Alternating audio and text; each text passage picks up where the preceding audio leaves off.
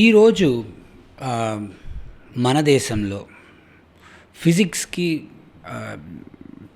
Physics అనే సబ్జెక్ట్కి చాలా ప్రాముఖ్యత ఉంది. మనకు ట్రెడిషనల్గానే మనం ఖగోళ శాస్త్రం మీద ఆస్ట్రానమీలో చాలా ఎంఫసిస్ పెట్టి వచ్చిన కల్చరే మనం.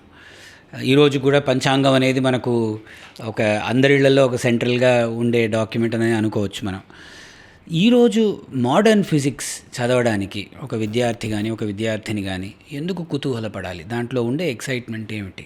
అంటే ఒక విధంగా చూస్తే మనము మన ప్రపంచాన్ని గురించి లేకపోతే అంతరిక్షాన్ని గురించి తెలుసుకోవడం అదంతా ఎలా మొదలైందంటే ప్లానెట్స్ని అబ్జర్వ్ చేయడము, గ్రహాలను అబ్జర్వ్ చేసి తర్వాత తారలను చూసి వాటిని అవి దానిలో ఏం జరుగుతోంది అది మనం అండర్స్టాండ్ చేసుకోవడానికి మనము అన్ని మోడల్స్, అదే ఫిజిక్స్ అంటారు. నేను ఇప్పుడు అనేది ఈ సంవత్సరంలో, ఈ శతంలో అనుకోండి, మీరు భౌతిక శాస్త్రం చదివితే మీరు చేయంది ఏం లేదు.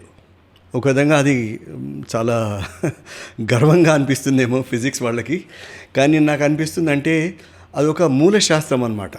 అంటే ఫిజిక్స్ అనేది చాలా ప్రతిదానికి ఫిజిక్స్ కావాలి. భౌతిక శాస్త్రం అంటే ఏదో ఒక స్పెషల్ సబ్జెక్ట్ లాగా, అదేదో దానికి ఒక పరిధి ఉన్నట్లేదు. అది అన్నిట్లో ఉపయోగపడుతుంది.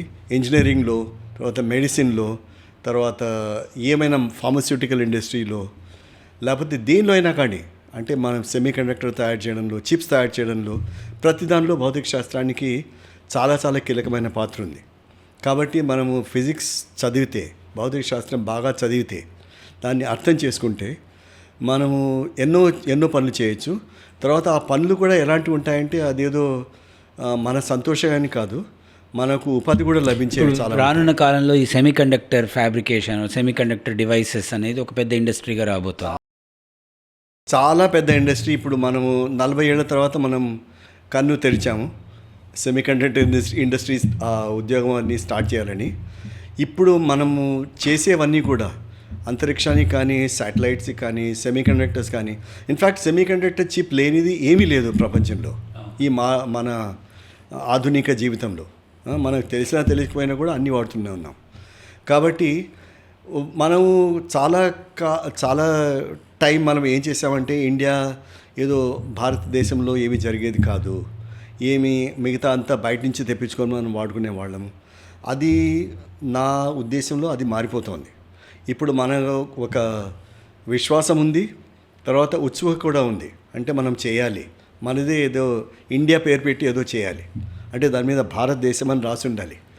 అది చేయాలంటే మనము ఫిజిక్స్లో చదివితే తప్ప ఇవన్నీ చేయలేము. ఇన్ఫ్యాక్ట్ సైన్స్ చదివితే తప్ప ఏమీ చేయలేము. మనం ఎంతకాలము మనం ఏదో వేరే వాళ్ళు చేసింది వాడుకుని చిన్న చిన్న ఇంప్రూవ్మెంట్స్ చేయొచ్చు, దానిలో కొంచెం మార్పులు చేయొచ్చు, కానీ అవి ప్రపంచాన్ని ఆకట్టుకునేలాగా ఉండవు. అంటే మనదేముండదు దానిలో. అది అందుకే ఫిజిక్స్ చదివితే, నేను చెప్తున్నాను, నా మాట వినండి, ఫిజిక్స్ చదివితే మీరు చాలా ఫస్ట్ ఆఫ్ ఆల్ మీకు తెలుస్తుంది ప్రపంచంలో ఎలా మార్పులు జరుగుతున్నాయి, ఏది ఎలా పనిచేస్తుంది, దానికి ఫౌండేషన్స్ అన్నీ అర్థం చేసుకుంటాం బేసిక్గా. అది ఒక అనుభవం చెప్పలేము.